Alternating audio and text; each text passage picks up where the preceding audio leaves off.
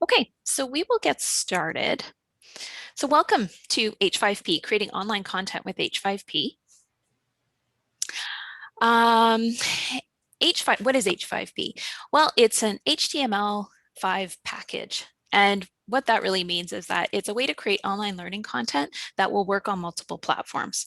And it's an open source sort of concept, but we do have access to an actual studio through eCampusOntario. So we're going to talk about that a little bit later. But we wanted to show you what H5P was. Instead of talking about the technology behind it, because I think that you can see the power behind what it is if you see examples. And one of the warnings I will say is that unless you have something set up at your college for it to be integrated into your course management system. So I know at Humber they use Blackboard, at Seneca we use Blackboard. So depending on what you use at your institution, unless you have the integration and you pay for the integration, there is no grade pass back. So this is more for self-assessment, formative assessment, instead of that kind of graded assessment. There are ways to get around it, and I'll show you how I've done that in some of my courses, and ways you can integrate it into the course management system to have it connected to Grade Center. But for the most part, this is just for sort of self-assessment and formative assessment. So let's look at some examples of this before we start talking about, how to do it. H5P Studio has over 40 different types of things that you can create with it. So it's a very powerful e-learning creation tool. And one of the types that you can create is called a course presentation, and that's what this is right here. And course presentation actually integrates a ton of different H5P formats into one format. So that's why we wanted to show you that today, just to give you an idea of the power of this particular format type. So this is called course presentation, and this is one that I created to use in one of my courses for a module. And it's slide based, so you've got your slides all along the bottom, and you can put images and text on the screen, like here. You can also embed videos, from YouTube or wherever, from your own computer into it, and have folks watch them inside there. You've got images and text, links, links out to other websites. And then you've also got some neat interactive parts to it too. So I can do, text entry into these boxes. So you want your students to do some reflection. You can do that here, have them write out whatever it is they're working on. In this particular module, they had to do 3 different things. And then one of the features of the course presentation is that you can export that text that you've entered into those boxes. So I can come here and I can say export text, and that'll export it out into a Word document. So the workaround that I usually use for this is I'll have the module embedded in Blackboard, and then I'll have them export the text that they've entered into those boxes, and then I'll have an assignment Dropbox that they can pop it into, so then it's within a Grade Center column. So that's sort of one workaround for that. So again, that's course presentation, and I use course presentation for another module that I do here, and this one's for the library, and it's for an online orientation. So as soon as COVID hit, we moved to online orientations for the library. And again, I use the same sort of thing here. It's another course presentation where you've got images, text, and links, but you've also got the text entry box there. But I just want to hop forward to, you've also got sort of quiz functionality in here now too. So you can add in multiple choice, you can add in, fill in the blanks. You've got a lot of things that you can do in the course presentation, like drag and drops, like this kind of thing. And then check. So course presentation is it's a very useful format in H5P because it does integrate a bunch of the different types of H5P into one. And then again, on the last screen, you can see that there are some scores here for the quizzes that were done. So, a workaround, a not great workaround, would be to take a screenshot of this. Students take a screenshot and then submit it to you through Blackboard. That could be one thing. But again, might be more useful for just self-assessment. And then another activity that I use in one of my courses is the hotspot. So this is less user entry, and this is more about just reading through and then interacting with the content in sort of a passive way, but still it requires them to click on things and look at things. So this is called an image hotspot. So this is just another type in H5P. And then Tanya, you were going to talk about one that you created here. Yes, I put together a sample video. This is something I actually, an excerpt from something I created for the last semester, introducing an assignment where I'm just speaking in this 1-minute video clip. And as I'm speaking, questions are popping up on the screen. I don't know if you can hear that. So as I'm talking, I can actually, I'm following an influencer Instagram kind of example where I'm pointing at the screen and I upload the video, and I can include questions that students can click on. I can include text, I can include multiple choice questions to get the students to understand, for instance, what I'm describing, such that they can interact and it's not just them passively watching the screen. So as I'm talking, I'm pointing to links, I'm pointing to important things for them to know about the assignment that I'm describing. And all of this is done in H5P. All of the additional boxes and links and multiple choice questions are added after the fact, after I've uploaded the video. Great. So that's interactive video. So you've seen course presentation, image hotspot, and now interactive video. And then this is documentation tool. Yes, the documentation tool, Jen showed an example of the documentation tool, but the idea is that students are interacting with preset questions. They are describing the steps. For example, in this example, they're describing the steps of the design that they will be building in their woodworking course. So each step of the questions help you build your thinking towards what you're going to design, how you're going to design it, what's going to be involved. So really this documentation tool works really well to get students brainstorming towards a larger project. I use this in my essay writing courses to get students brainstorming. What is the topic they want to describe? What parts of the book do they want to analyze? And as they go, they answer the guiding questions such that they ultimately commit to their ideas, commit to timeframes, commit to what they're going to do, and they can download all of this documentation and submit it as a file to my Blackboard site. So if this is an assignment for my course, their thinking is recorded using H5P, download it as a document, and they upload it to Blackboard for me to review and comment. So I've seen folks use this documentation tool to create a thesis builder. So you're going through creating a thesis. I've seen people create a team contract. So if you're doing a big group project for the semester and you want to create a contract for that group, they go through and create a contract. This is not a collaborative tool. So keep in mind that H5P, none of these tools are collaborative. So you can't sign in together and complete it together.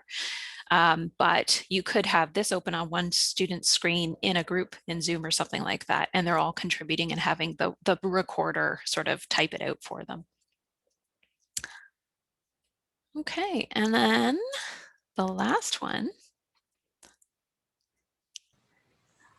Just a couple examples of questions that students can interact with. So this is, there are some set questions. So actually let's start with a question set. One of these guys? Yeah, sure. And again, if your school has integration, this can be integrated directly into Blackboard.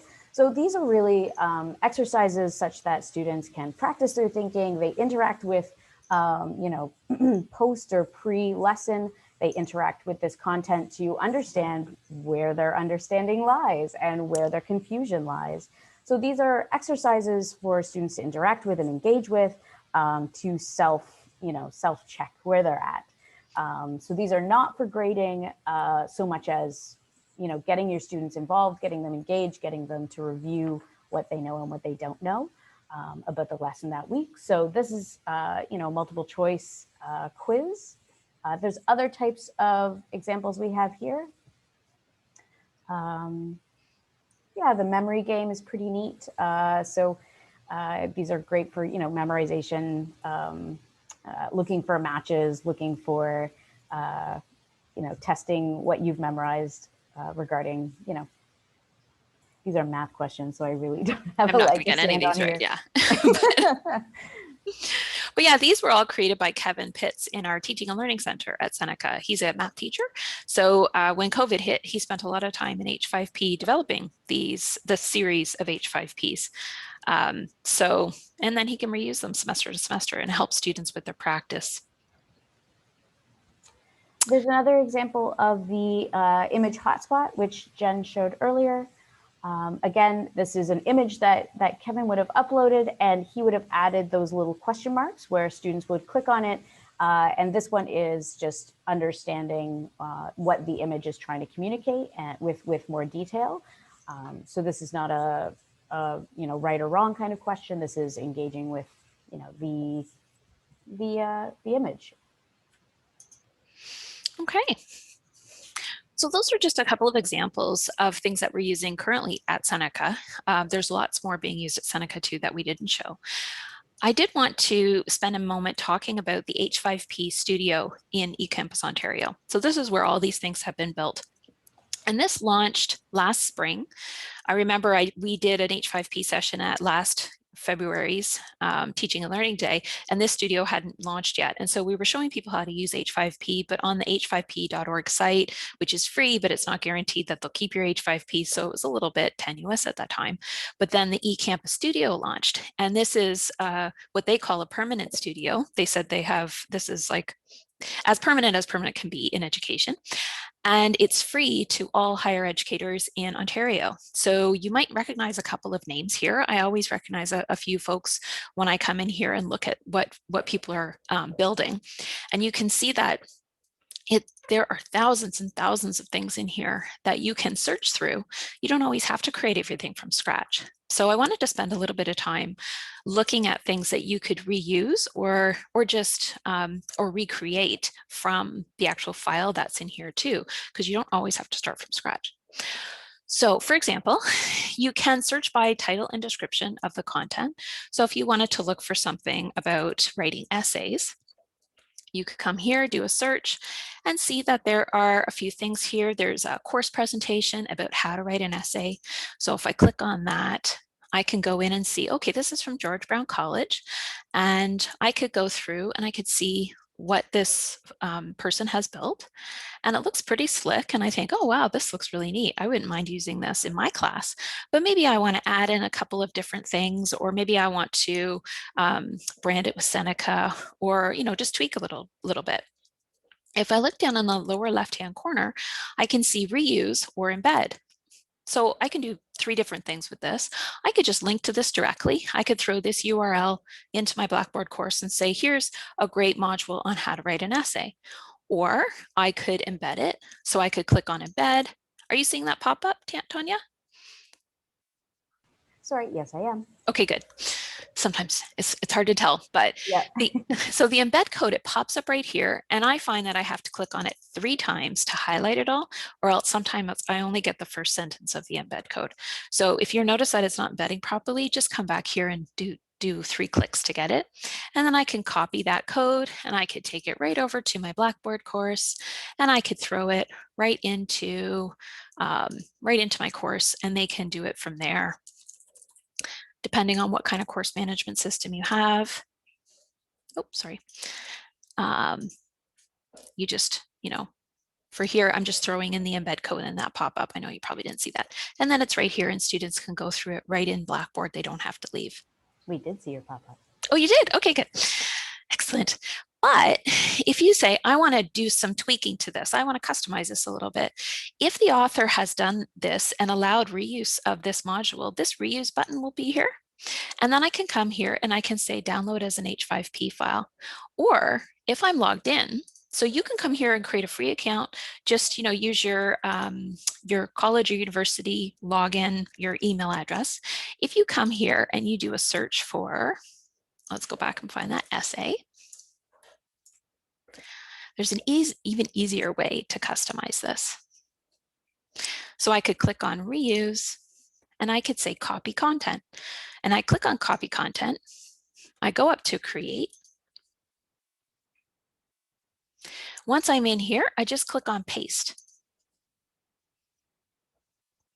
And there we go. It's loaded into the editor, ready for me to go in and edit.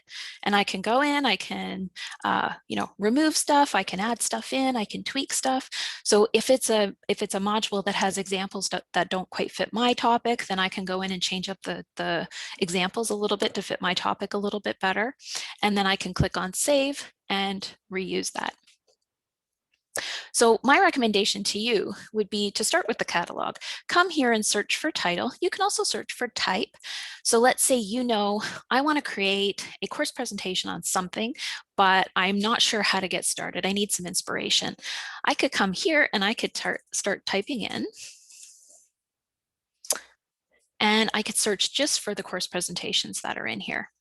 Once I do that, you can see all of these are the course presentations. And so I could go in and look at these course presentations and get some inspiration. If I find one that I really like the format of, then I could reuse it. So you go in here, have a look around. There's some really beautiful ones in here that have been created. Also, another way to search is by keyword or by subject area. The subjects are not, I'm a librarian, so these subjects are not extensive enough for my liking, but they're okay. So if you go in and you search and I want to see all the mathematics ones, you could do a search for all the math ones that are in the catalog here. And yeah, you go in, you can see all the ones. There's Kevin Pitts again. And you can see what they're doing, crayfish dissection video.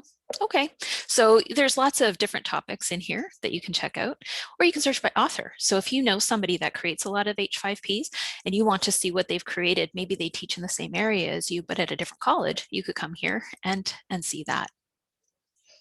So it's worth a look for the topics that you regularly cover, and then start from one of those. Jen, we got a great question in the question box. What about copyright or attribution? Yeah, so if you go in, let me just go into one of these here and see if they've got, I'll go into one of mine and I'll show you what I normally do when I create one. Is I identify the rights of use right here so that there's no question for the person who wants to use this. So I go in and I say, okay, there's this license here. It's a Creative Commons attribution non-commercial license, which means you're welcome to use this as long as it's not for commercial purposes. If they don't identify the license that they want you to use, then you could always reach out to the person. The person's name is usually over here. So you could, contact them and say, I'd like to reuse this. Is that okay? Or if they don't identify reuse, I think as long as you're using it for educational purposes, it shouldn't be too high risk to reuse it. But if you want to make sure for sure that the person's okay with it, then you might just want to send them a quick email. And their contact information, you usually can just grab their name and their college that they're at and search that in Google. But I would recommend to you, if you create something in here, to identify the rights of use so that everybody knows exactly how you're comfortable with this being used, especially if they identify the license of no derivatives, which means that they don't want it to be edited, which means that if they identified that, they really should turn off this reuse button. So we can show you how to do that too in the editor. And that is an option when you're completing your project, whether you want, you have to actively click that you want your H5P product to be reused. There are some that I've made that are, they're a bit too personal. They're a bit too focused on my course. So I just leave those as, and I don't let them be reused. So you do have the option as a creator to check or uncheck those kinds of regulations. And you can also hide things from the catalog too. So if you create something and you don't want it shared in the public catalog, then you don't have to. So you can definitely hide it from the public catalog, but you can also still share it with your colleagues. So I had that question a couple semesters ago. I want to share this with all my colleagues in my program, but I don't want to put it in the public catalog. So yeah, no problem, you can do that. Another question here from Judy. Do the students need to create an H5P account to view the files? No, they do not. Nope. Yeah, anybody can view these files that are here. Once you've got this URL, or if you have it embedded in your Blackboard or in your course management system.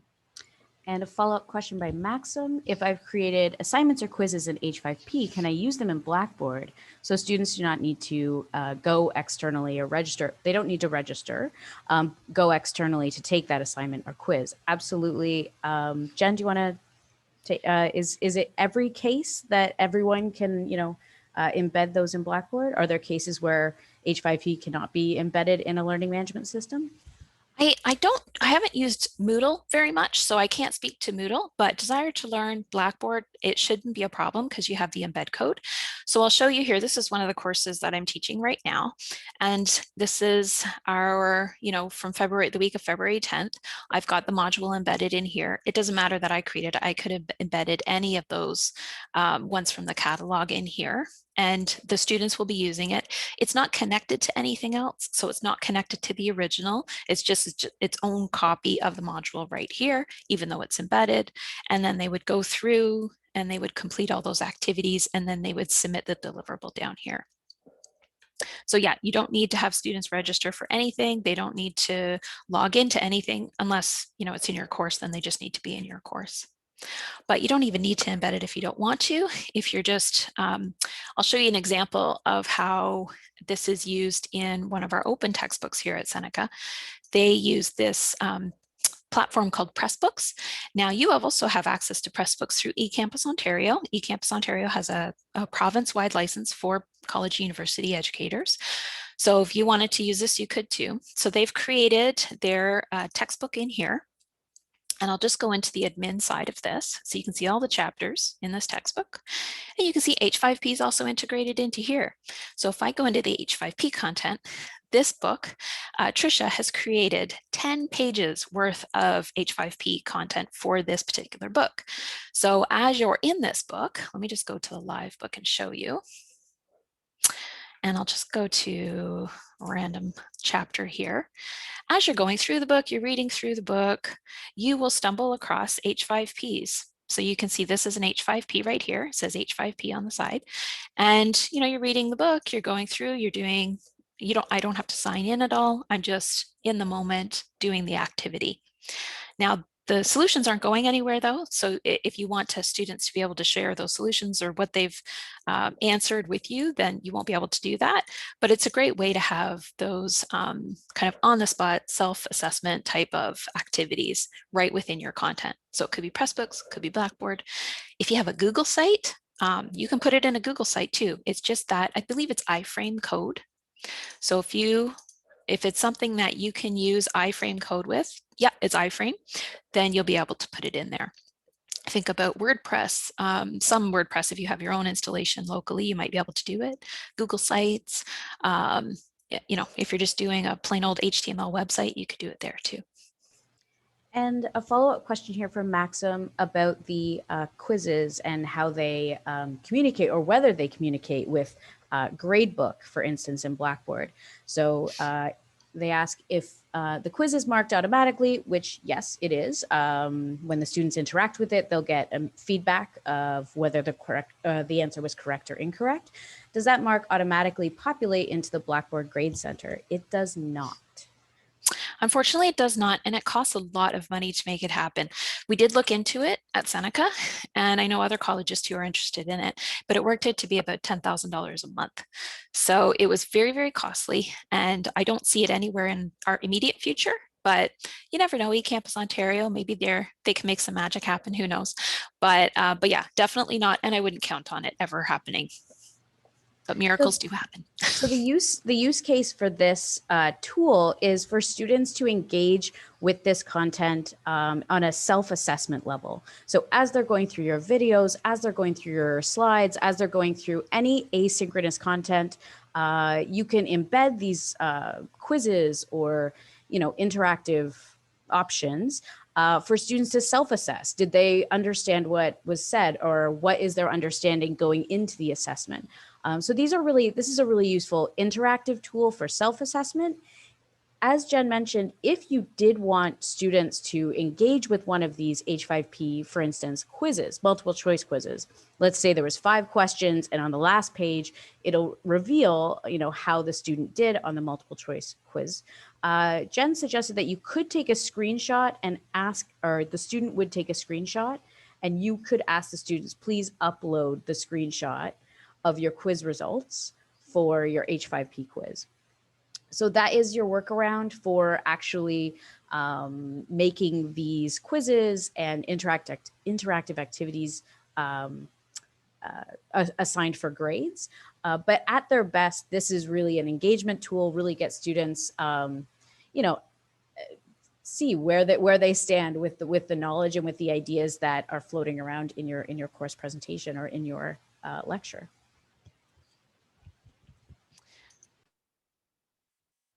All right, any other questions? Let's see here. Excellent. Do faculty get the results for all students for a quiz, or only if students send the results to the professor? Yeah, it's the results, they don't get sent to the professor at all. There's no connection between the results and the professor. It would be a completely manual process. So the students would have to take a screenshot, send it to the professor. You'd have to manually enter it into the grade center. So I probably wouldn't recommend it for a graded quiz. I would probably just use the Blackboard quizzing tool or Desire to Learn quizzing tool, whatever you have. And you build the quiz in there, because that would be a lot of work for you to manually enter it. So for me, I like to use it for these types of activities where I want them to read through a document, but I want them to engage with it a little bit more deeply. And yeah, absolutely. It's a huge limitation. Just wish it didn't cost so much to connect the two. Yeah, for sure. I like it for modules too. Personally, I find it's very compact. It's very slick looking if you spend a little time on the design. It's kind of a neat way to interact with content. And then the interactive video, I think, is one of the most useful parts of H5P. And we're going to get into interactive video today. We're also going to dive into course presentation today, just to show you what the back end of those development tools look like. Okay, so one thing I'll point out on the agenda for today is that I've linked to a master list of all H5P content types. So this takes you back to H5P's, parent site, their home site. And this is a great resource that talks about all those 40 plus different types of things you can create in H5P. So you won't actually create here, and I want to show you something to avoid on this site, but I wanted to show you this. This is their master list. So if you come in here and you're like, okay, I want to create a fill in the blanks quiz, but I'm not really sure how to do it. You can click on here. You can see an example, and usually it's a very slick example of a fill in the blank activity. As you scroll down, you're going to see this box that says, would you like to create content like this on your own? Do not click on this. This is to take you to somewhere to get a free account, which will only last for 30 days, and then you'll be expected to sign up for a pay service. This is that $10,000 a month thing. So avoid this, get started. I've had a lot of faculty say, but I clicked on it and I created an account, but it's going to be, closing in 10 days. How do I get my content out? So just avoid this. To build H5Ps, you're going to want to focus on the H5P Studio in eCampusOntario, or if you have a book on Pressbooks and you want your H5Ps there, focus on that. But don't sign up for this, because it's not going to last. So as we go a little bit further down the page, you'll see in the description that there is a tutorial. There's a tutorial for every single format type in H5P. So if I click on that, this is the step-by-step tutorial for this particular type. So if you come here and you're looking at this master type or the master list, and you're thinking, oh, okay, there's some really neat stuff in here I want to do. I want to know how to do a memory game. Go to this memory game, see what the example looks like, avoid this get started button, and then just go down a bit further, and then you've got your step-by-step tutorial.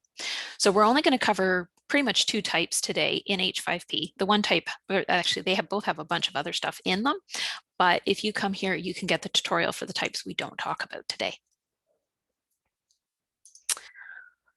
Okay, so that's on the agenda. And then I've got a little how-to site here with just some common, like frequently asked questions that I get. You're welcome to look at that. And then the link to Seneca's Pressbooks is there too. I should add eCampus's Pressbooks in here. I'll see if I can find a link and I'll throw it into this document later on. So we have any questions here before we get started with the demo? It's a great question. Should we have our participants sign up? You're more than welcome to. Yeah, actually, yeah, that's a good idea to do right now. So to sign up for eCampus Ontario, have you got the link? Let me just throw the link in here. And you just click on the register button in the upper right-hand corner, and then you'll just be asked a couple of questions about who you are, where you're from, all that kind of stuff. And then I put a picture in of myself, but you don't need to. And you should get an account right away. And Hakan, the tutorials on the page where you don't need to sign up. So the tutorials are all part of this master list here. So I'll put in this link here too.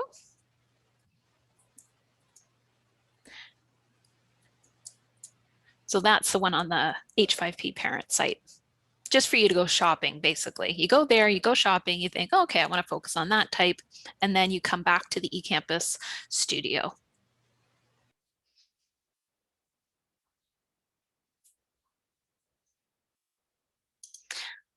This link here, when you go here, you don't see this page, Hakan?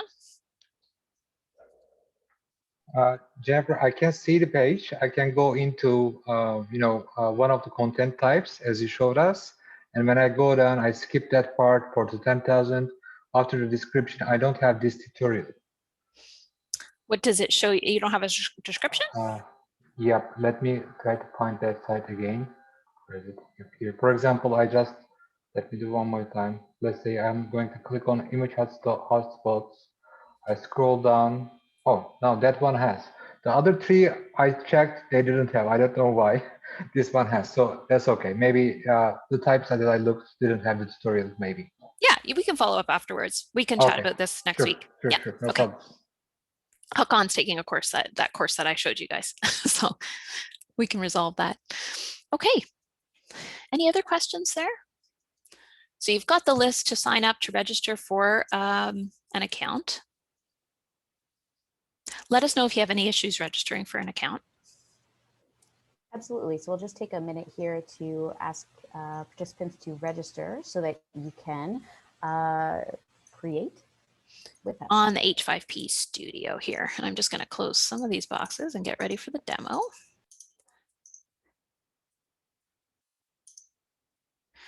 Go. Okay.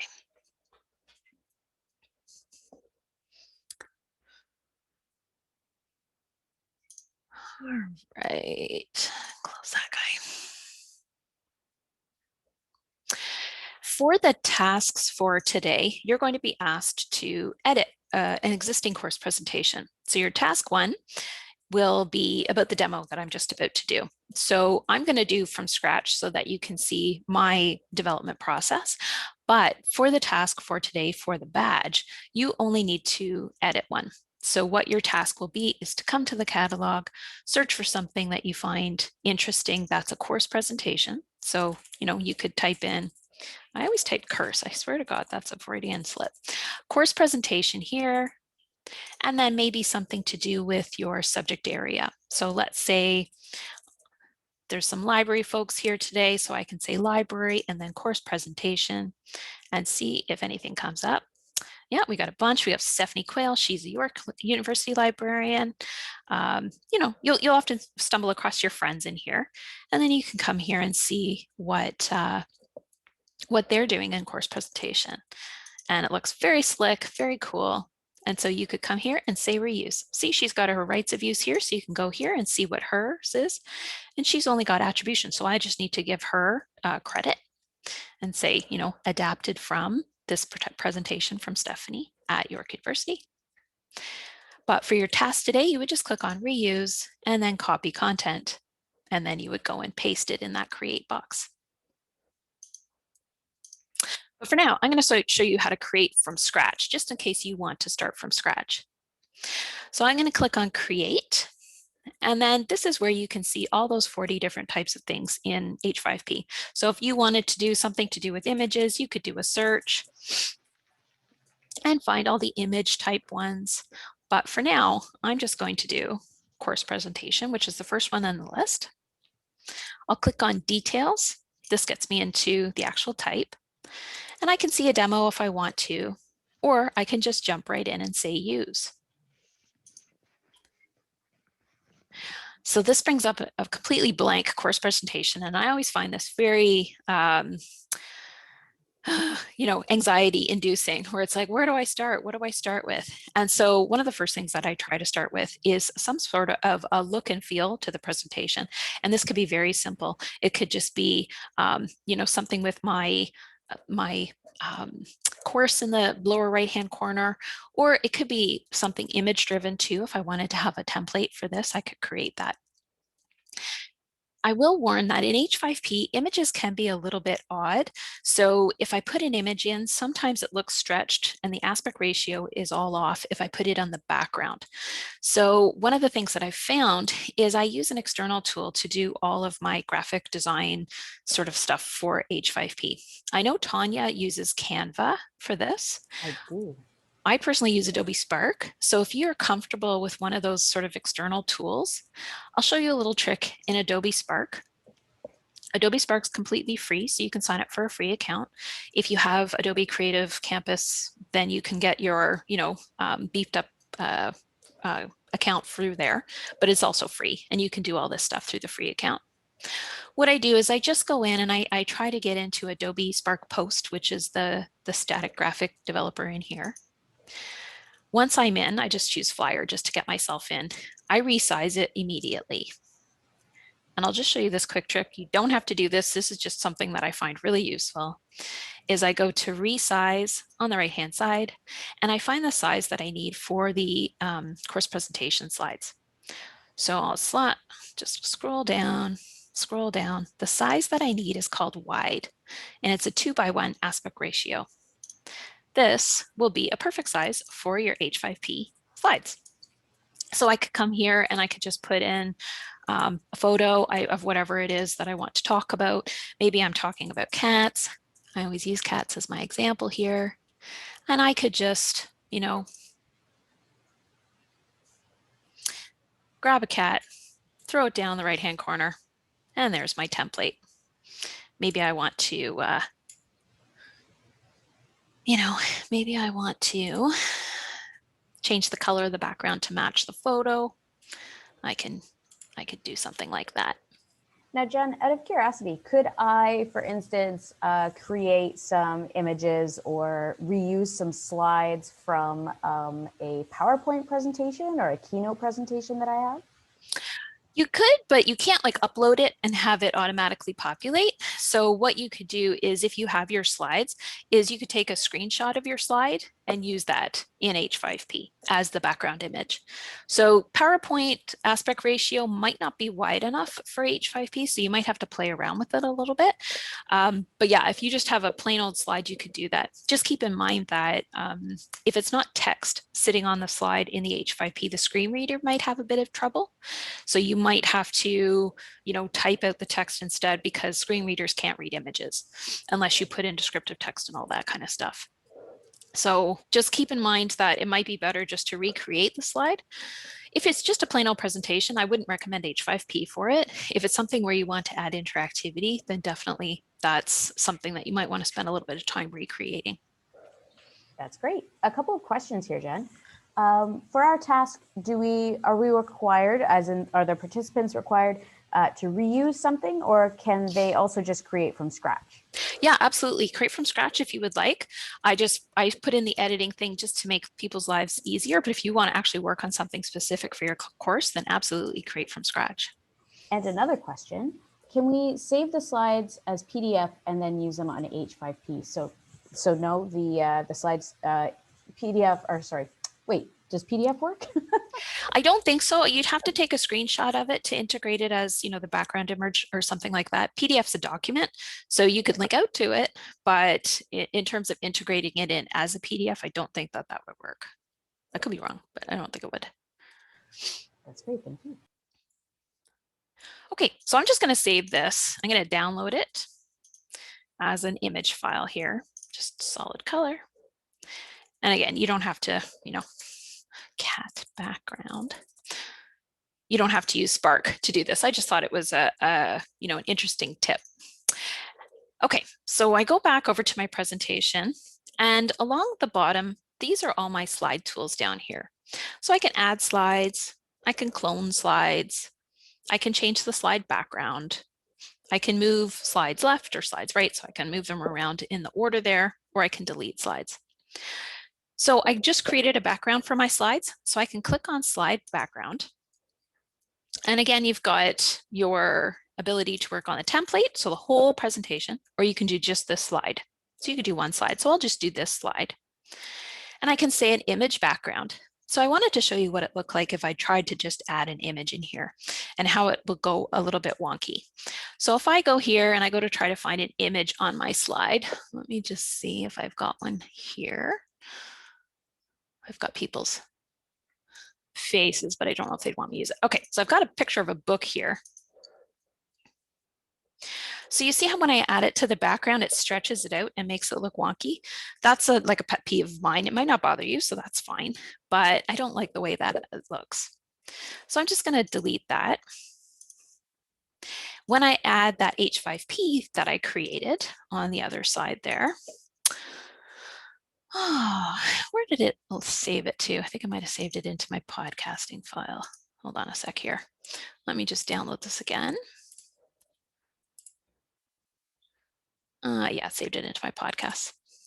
Sorry, we just started a new podcast in TNL, so we're we're doing some images for that. Okay, back over here, we've got this. So I'm just going to throw this in here. So you can see how that fits it perfectly. So the wide format in Adobe Spark works nicely. 2 to 1 ratio is what you're looking for. If you do, sorry, another quick question. Can you use a PNG or a TIF file? Yeah, you should be able to use, does it say here what you can use? PNG, JPEG, any of those should work. A TIFF file, it should work, but you might have to convert it to a PNG if it doesn't. But if you also just want to add in an image that's floating on the slide somewhere, you could do that just by clicking on the image slide up here and then add, and then you could go, maybe I'll go find that book's image again. And this is one way to avoid that, the kind of wonkiness of it. So let me just put that there. And then you could put that in the bottom right-hand corner. The only thing that comes up sometimes is when you're moving stuff around, because it's not pinned to the background, it can get in your way. But you can definitely do that too. So that's a good segue into the toolbar at the top. Yeah, I just saw a question come through. You can view it. You can click on the save button to view the, to preview the module. And I'll show you how to hide it from the catalog. By default, it's hidden from the catalog, so you can definitely work on this throughout and not have to worry about that. But note it, when you click on save, it's going to take about at least 60 to 70 seconds to save. So I don't click on that very often because having to wait around for the preview to load. You can preview it sort of kind of in the editing screen, but just note if you click on save, it's going to take a while for it to load. We've got another question here. Can we add a multiple choice question to an image in the background?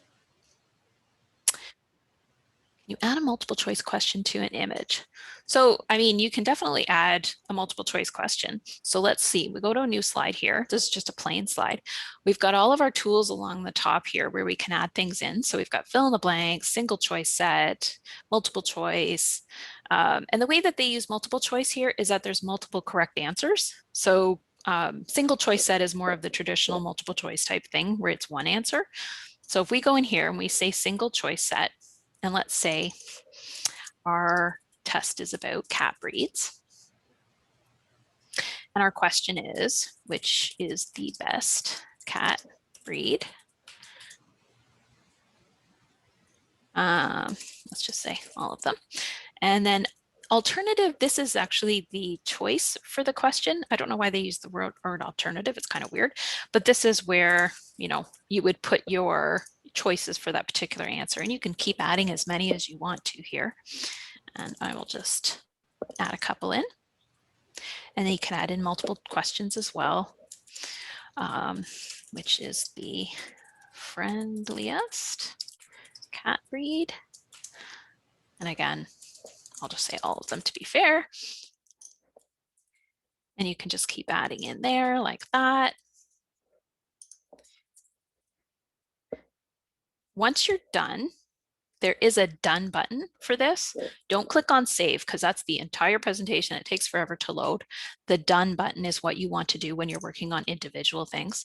But yeah, here we go. We've added in a multiple choice question here. I'm just going to expand it out, make sure that it's getting everything in there. Sometimes when you have a question, it hides some of the question. So you might have to adjust what you're seeing. And then you could also come here and add an image of a cat. I don't know if I have an image of a cat, but I'll just add an image of something in here. Oh, there's a cat. Okay. So I'm adding in an image of a cat. I'll add some alt text in there for the accessibility. It's not great alt text, but just for now. And I'll click done. Remember, done, not save. And you could put a picture in here like that. Adjust the picture. And so now you've got your question and your picture. Is that sufficient for what you were looking for with the multiple choice and the image? Great. Another question here, is it possible to add a link to an H5P presentation or a video to a Mentimeter or to a Padlet or some other interactive option? Absolutely. So let's say I have a Padlet. I'll grab one of my Padlets here. Just log in. And this is a Padlet I have had going for years and years and years. And let's say I want to link to this. I will add a new slide here. And there's a button right here to add a link. So I could add a link in here, click on link and say, I could say link to presentation style Padlet. I could post the link in here. I can display it just as a text link, or I could display it as a button too. So you've got the option display as button, and you've got different choices for buttons. And then I could say done. And it gives me this. If I don't want the button, I could go back and say don't display as button, display it as text. So it'll just be a linkable piece of text. And then, you could even take a screenshot of the Padlet and put that in as an image, something like that. But yeah, you can definitely link out to whatever you'd like to. Yeah, you can add a Padlet link to a PowerPoint for sure. It's just a link, so it's just a URL. So you would link out to that. And Deborah asks, other than tools within H5P, can we add content that allows students to submit audio recordings for a language subject as an example?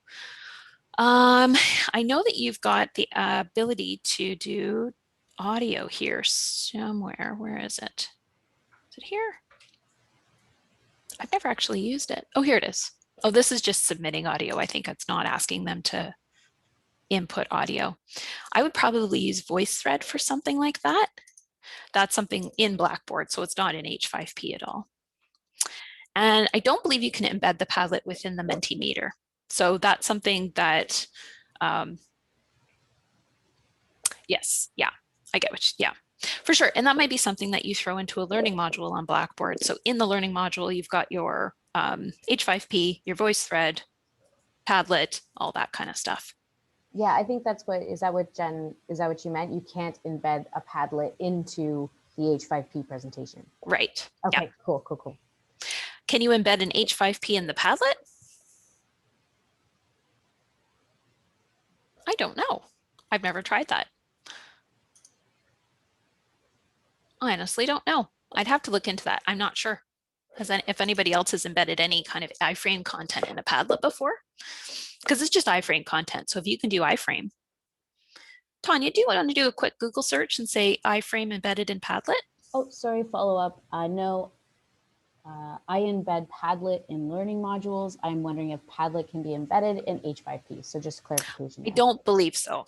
I don't believe it can. So you can add a link to ask your students to go to the Padlet. They can come back to the H5P presentation and then continue with the H5P presentation. Yeah, because I usually embed the Padlet in my learning module. And then I also have one where I embed the H5P as well as another step. So in the learning module, I have the Padlet and then H5P as the second or third step. Okay, so there's some other neat things that you can do in here too. So I'm just going to create a new slide here. So you've got the ability to add text, and this is just, a regular adding text. So let's say reflect on your experiences. You can do a little bit of formatting with the text. It's not fantastic. So you've got heading 2, heading 3, normal, things like that.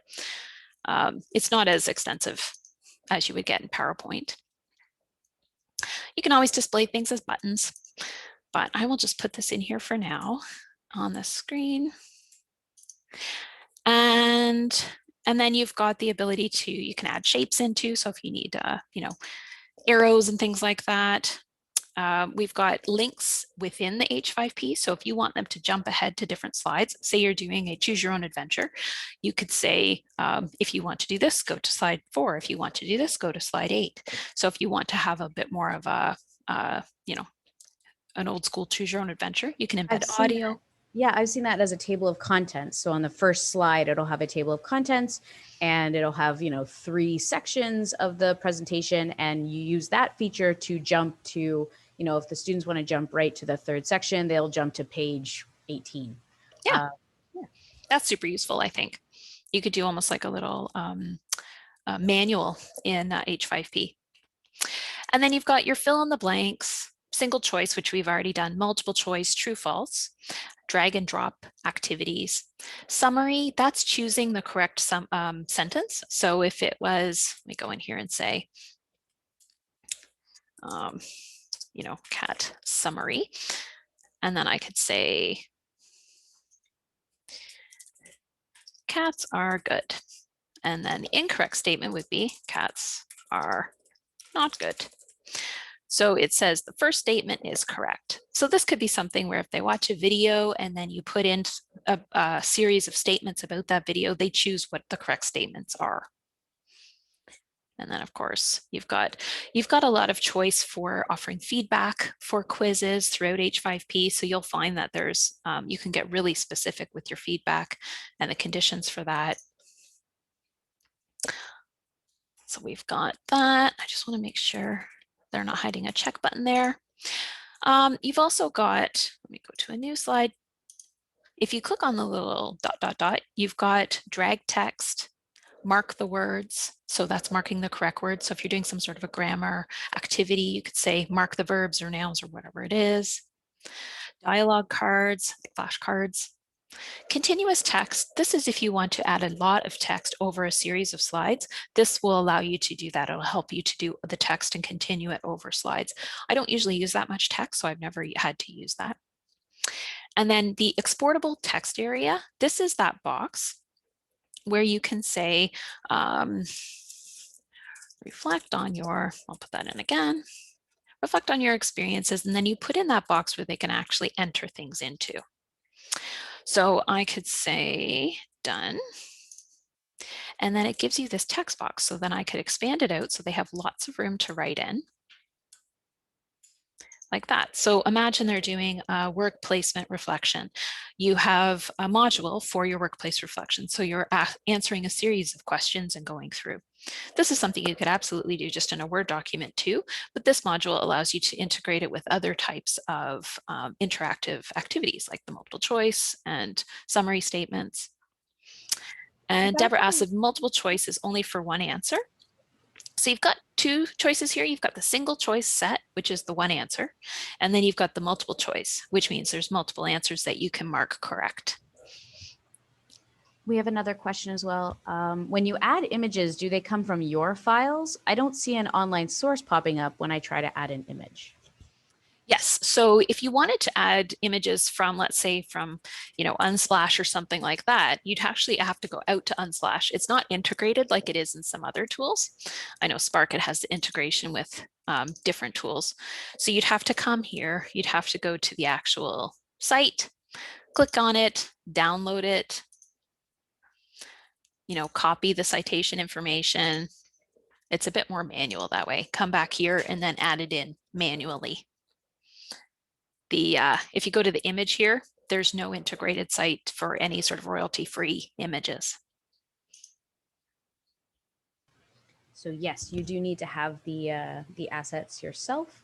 However, if you are adapting somebody else's content, yeah, you're just using their images. Absolutely. Okay, now one thing I'll point out down at the bottom here, this is where those buttons are. You can control the behavior for the buttons at the bottom of your H5P. So you've got this option here to just turn off all the buttons so that reuse, rights of use, and embed, you can turn them off completely just by deselecting display buttons. Or if you want to say, I don't want my users to be able to download my content, you can just click that off and say they can't get that reuse button that I showed you before. If you don't want them to embed either, you could say, no, I don't want them to be able to embed. But I usually leave them all on. I'm a big proponent of open, so I'm happy for other folks to use my content. At the top here, this is where you would give a title for this particular one here. And then I wanted to show you this little metadata flag. Metadata is not the best term it's a very jargony term, but it really means is information about this module. So if you click on the metadata, this is where you can choose that license. So remember the Creative Commons attribution non-commercial that was on that other H5P. This is the one I always choose for my content that I put on here. This is a license that's supported at Seneca College for much of our content. The libraries always use this license. If you're from a different college, you might want to check locally to see what's acceptable at your institution. And then you can attach your name to it as well. So you could say save author for me. And let's say Tanya, worked on this with me. Is it EY or AY? AY? It's AY. AY. Let's say she was an editor. So I'll go here and I'll say Tanya was my editor. So you can add a little bit of information here about who created this module. So now that usage rights is going to show up at the bottom of my module so that everybody knows exactly how they're allowed to use it. This over on the left-hand side, this is the catalog record for it. So if I wanted to come here, I could put my title in. I can choose my, I don't know, my subject. I'm not a big fan of these subject areas. Let's just say mathematics and science, I guess. You could put a description. You can add additional keywords if you want people to be able to find your content more easily. And down here at the bottom, by default, everything is identified as a work in progress, and things that are a work in progress will not show up in the catalog. If I was to deselect that and say show in catalog, then it would show in the catalog. So that's usually what I do as my final step when everything's polished, ready to go. And because I like to share, I say show in the catalog. But you never have to show it in the catalog if you don't want to. You can always just make it a work in progress. Students will still be able to access it if you give them the link. You can still embed the content if you want to, but it just won't show in that main catalog. Show in profile is just your own personal profile, and I don't even bother with that. But yeah, show in catalog, just deselect it if you don't want it to show. And then once you're ready to preview, again, you can click on save, and this takes forever to happen. So, go get a coffee or powder your nose or whatever you want to do. And then you can preview it and go through it as the user would. So are there any questions while we're waiting for it to save? As you can see, it can look pretty bland if you just sort of put the text and the activities in there. And bland is totally cool. It's great for accessibility. You don't have any weird colors and contrasts happening. It's just got the content that needs to get done, and students will be able to access it. But if you want to bump it up a little, then maybe create a little bit of a look and feel to it, a color scheme or something like that. And again, if you do it this semester, it looks like this. Maybe next semester you polish it up a little bit more. There we go. Okay, so this is what it looks like now to the user. You can come here, you can, I made a little noise and said I was wrong. Said I was wrong again. And then you can retry. You can always turn off the retry buttons too if you don't want them to be able to retry. But for self-assessment, retrying is often a good thing. How do we share a work in progress with a collaborator editor? I don't believe you can add collaborators to an actual item, but if they wanted to be able to look at it, for sure, you just send them the link to the actual H5P in the URL bar.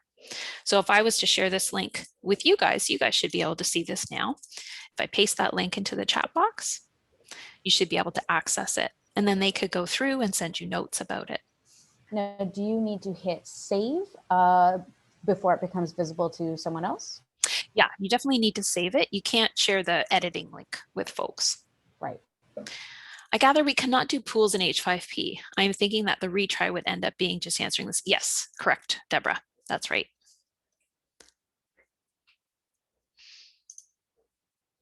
And then you can see my rights of use is there because we did that little metadata flag, and then embed and reuse because I didn't turn it off. Is there a way to show them the correct answers if they attempt more than 2 times? I know there's a lot of settings that you can show in there for solutions. You can show them solutions right away. But if you go into the actual, let me go to that slide and see. They've got a lot of granularity for, is it here? Yeah.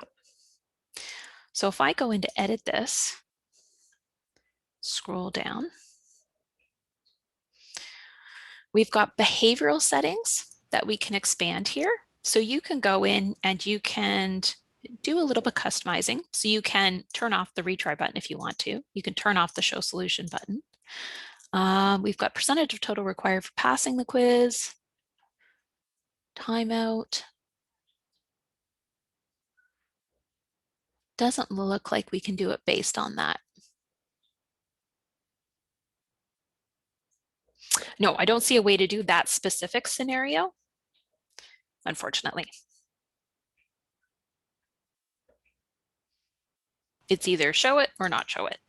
As you see, there's options to add comments for, that's something I really liked adding into mine, is adding customized comments for when students select different wrong answers. So if they select one, then I'll say something. If they select another wrong answer, I'll say something different. It's pretty, yeah, it's not just a blanket statement, wrong. Right. Yeah, the feedback, you've got feedback up here where you can add feedback for defined score ranges. So if they get, you know, let's say add range here, you could say 0 to 10% correct, and then you get this specific feedback. You could say 11 to 20%, they get this specific feedback. So you can add feedback for how much they have scored on that particular question. So if they got perfect, then you could say, oh, that's wonderful, you got, yep. But yes, you can add feedback for each option, for each answer. I think, is it if you scroll up? I can't remember. Let's see. I can't remember where it was. And it often depends on the type of thing you're using too. Like for different questions, you can do different things, right?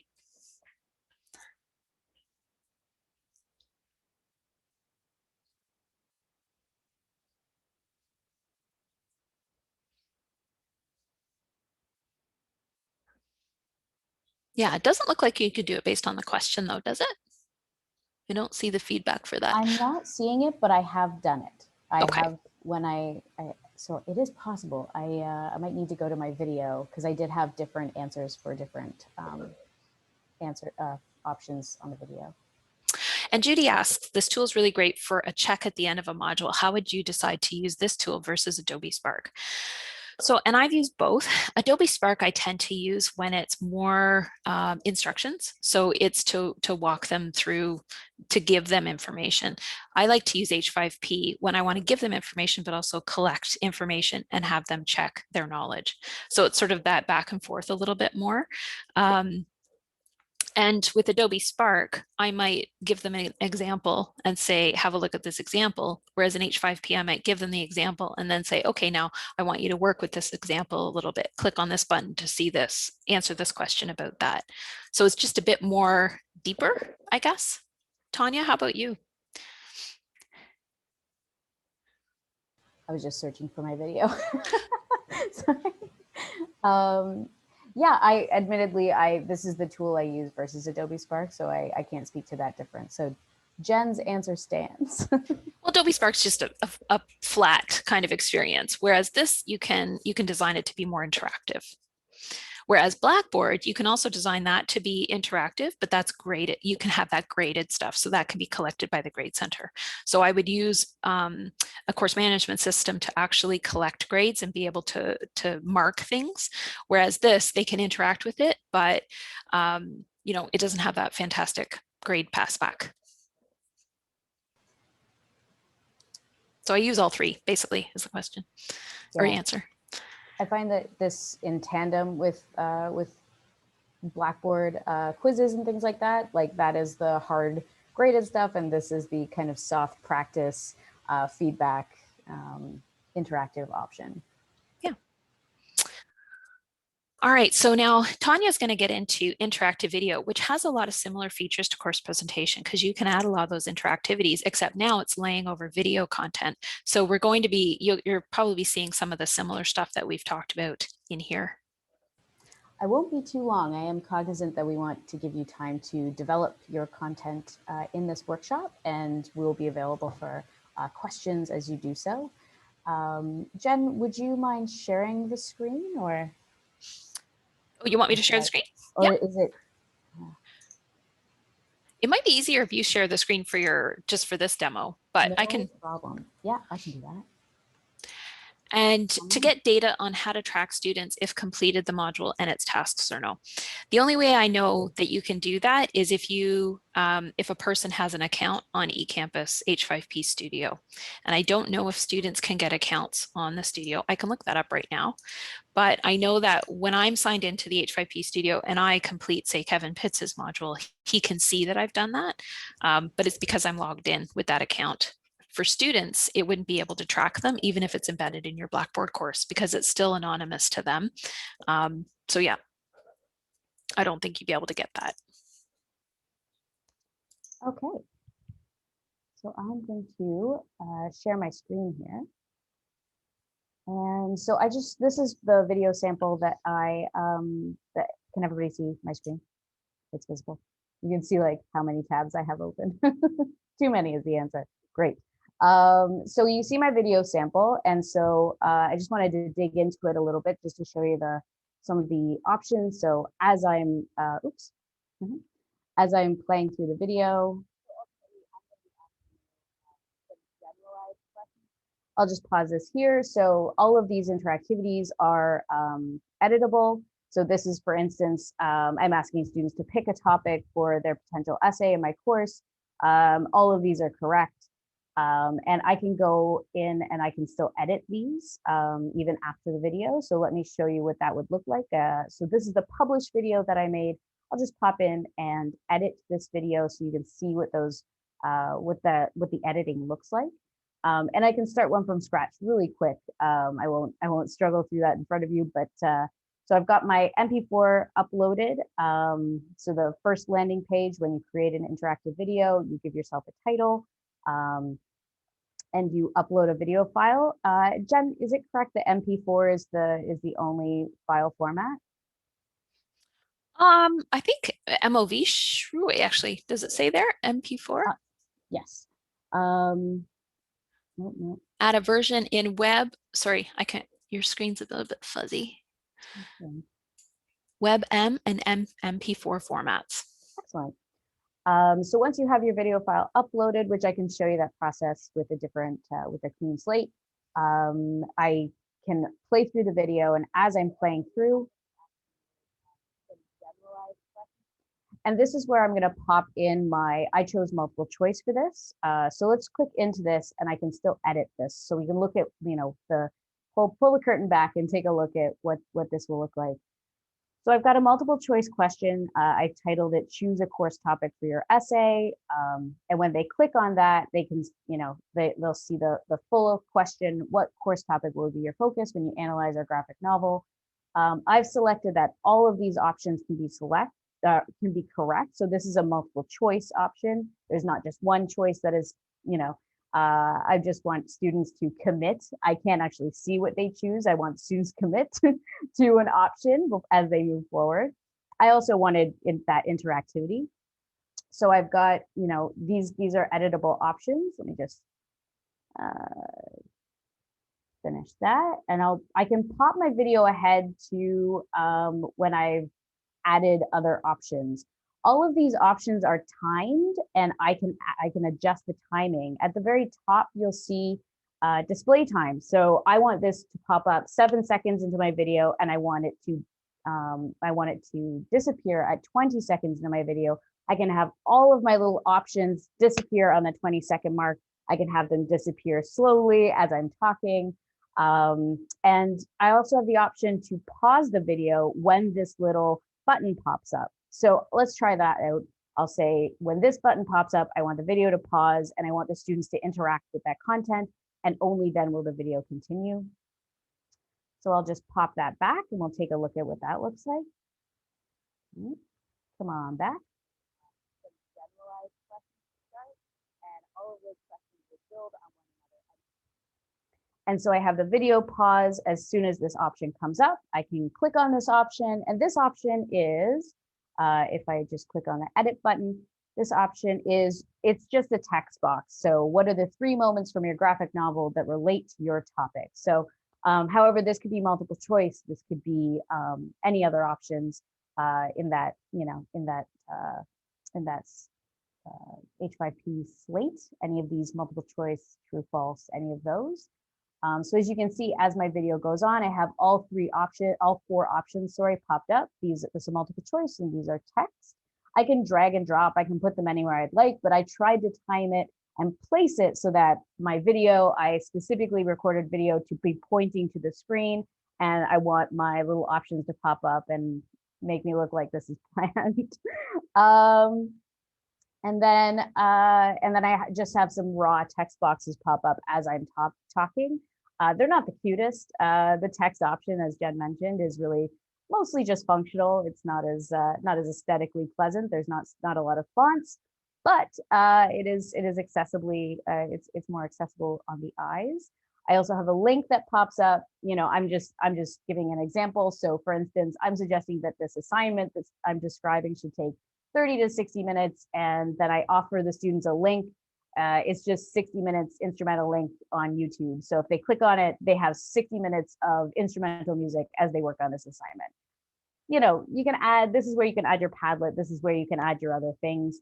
And if they click on that link, do you want them to, you do want the video to pause, or do you want the video to keep going? These are all options that you have as you're adding links and items to your video interface.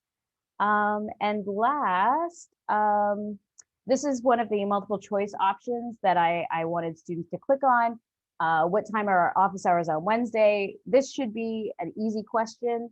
So I do have responses for if they get different answers wrong. So for instance, our office hours were at 12:30. If they clicked on 10:30, or do we have office hours, I have other options that pop up in response to those questions. So what was the tips underneath tips and feedback? If they click 12:30, I'll say bingo. If they click 10:30, I'll say please revisit our syllabus for important course information, et cetera, et cetera. So there's the individual feedback right there. Yeah. So it's under tips and something like tips and tricks. Sorry, I was just there and I've already forgotten what it was. Tips and feedback. Let me just show you really quickly what it looks like to enter into a raw interactive document. So I'm not going to save that. So I will just cancel all the little doodads I just did there. And I'm going to create, let's just create a interactive video. So is it always the first option? I think it's the one you use the most. It's always at the top. There it is. It is the one I use the most. So I click on details and it gives me an option to take a look at things. I'm good. This is the option I use the most. So I'll click use. And as you saw in the first time I opened that video, the first thing you want to do, step one, is upload a video. So I'm just going to pull up, oh, sorry. Let me move the,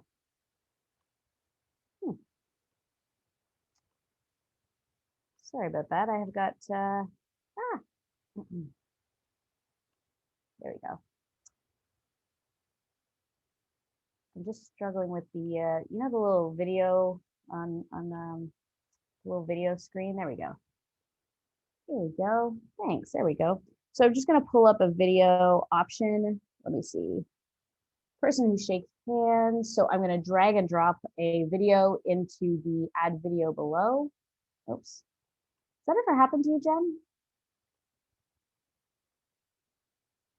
No, so I haven't had that. Okay. No, it's just me then. Add video below. You do have to click on the little option to add video below. I can now drag and drop into this box. Person shaking hands. There's my video, uploaded, MP4, ready to go. And now I can add interactions. So we'll click on add interactions. And I've got my video of this person shaking hands with other people. And as I go, if this is where I want to add a really cool multiple choice question or whatever, I click on multiple choice. I might say click here to ask students to click on it, and I might ask, do you like shaking hands? So I'll just mess around, add some options. This one's correct. They're both correct, and I will hit say done. So here's my little question that I just created, my multiple choice question. When students click on it, it'll say, do you like shaking hands? Maybe I want it to pop up right when these people clasp hands, so I can adjust the timing if I want to make sure just as they clasp, that little box pops up and students can click on it. So there's a lot of flexibility with where you want to put these action items. So if I edit it, I can edit the time above the display time. Do I want it to stay for 10 seconds? Do I want it to be 5 seconds? Do I want to stay the whole video, or just maybe the duration of the handshake? Again, do I want the video to pause? Or do I want this to pop up as a poster instead of a button? So I'll show you that option. I will take off pause video. And so now it's popping up instead of that little button that students would click. Now it's just going to pop up at 5 seconds as a multiple choice question. I can open that up, make sure the little check button is visible. And so at the 5 second mark, that's just going to pop up to the left of the top left of my screen, and students can click, and I can offer them feedback based on different options. Yeah, so that's just an example of how you upload video and how you can start adding interactivities into your video. And I'll just mention one weakness of this particular tool, the interactive video, is that if you're using a video from YouTube and the closed captioning that was generated on that video are those automatic closed captioning, so they're not the official ones that have been saved by that creator, those closed captions won't come over to the interactive video tool in H5P. I looked into it. Apparently it's something to do with the API that YouTube is using, that H5P can't force those over. But if those captions have been saved as the official captions by that creator of that video, then they will come over. So one of the examples I give is TED Talks. If the TED Talk that you're using doesn't have the official captions saved, they won't come over. So just go straight to the TED Talk website and download that MP4 video, which you can. All the TED Talk videos are Creative Commons, attribution. You're allowed to use them. and then the closed captions will come over with it. If you do want to use a YouTube video that the captions won't come over to H5P, then you can, in YouTube, they've got the transcript available there. You can download that transcript and make that, upload that into your Blackboard video if you'd like. Or you could give a link directly to the video and say, you can do both. Here's the closed captions are available on the original video. But that's definitely a weakness of the connection between YouTube and H5P. The ads in YouTube, I don't remember the ads showing up throughout the video, but the ones that pop up afterwards, they'll pop up like a kind of preview of the next videos that you might want to watch, or recommended videos. Tanya, do you remember seeing any ads pop up throughout the YouTube video? I did not. Yeah, I don't remember seeing any. That said, I've only used videos of myself uploaded to YouTube, and I don't know that I have high traffic. I don't. So perhaps I don't have ads because I'm not. Yeah, I don't remember ever seeing an ad, but I do see the recommended videos that pop up afterwards. Okay, so now it's your turn to work on this. We are going to take a little break until about 11 o'clock, just, powder your nose and prepare yourself. And then we have about a half an hour for you to go into H5P and either start to create stuff from scratch, or go in and do the reuse functionality and paste it into a new one so that you can start to work on your H5Ps with Tanya and I here to support you.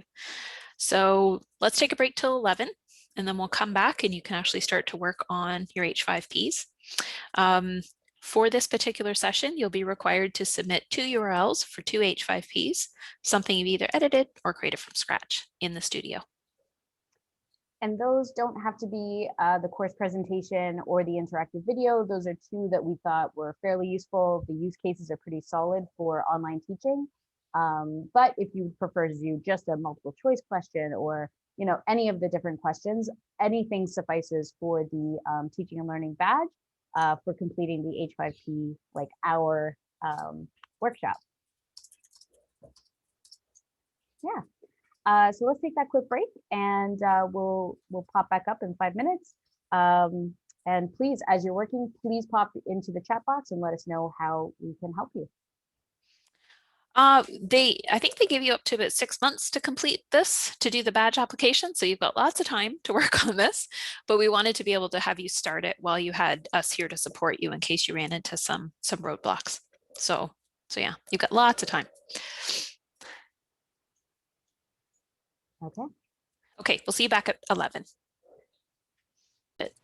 But yeah, you can link them all out to it, or just have it embedded in the Blackboard or course management system that you're using too.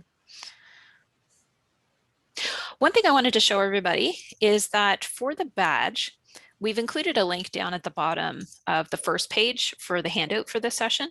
But also, if you just go straight to the T&L Day website, you've got a apply for the micro-credential link at the top of the page. When you click on that, this gives you the link to apply for the badge, the link to the badge application forms just in the middle of the page there. You'll be required to do a couple of things. You have to enter your name and your email address. Your keynote reflection, that will be something that you create after the keynote this afternoon. And then the workshop attended, that's where you'll go in and you will choose creating online content with H5P. And then because we're doing URLs, we're not doing any files, you'll click into the workshop activity box down here. And that's where you'll go and you'll grab that URL from the address bar on H5P. And you'll just paste in 2 separate URLs. There'll be 2 different URLs, and that's it. So the work for this particular workshop is done in the eCampus Studio, and then you're just going to paste in the URL for those 2 activities. All right, but don't forget, you also have to do the keynote reflection as well as the workshop activity. Okay. So if everybody wants to start working on their H5Ps, Tanya and I are here to answer any questions that you have. And we have till 11:30. So have fun.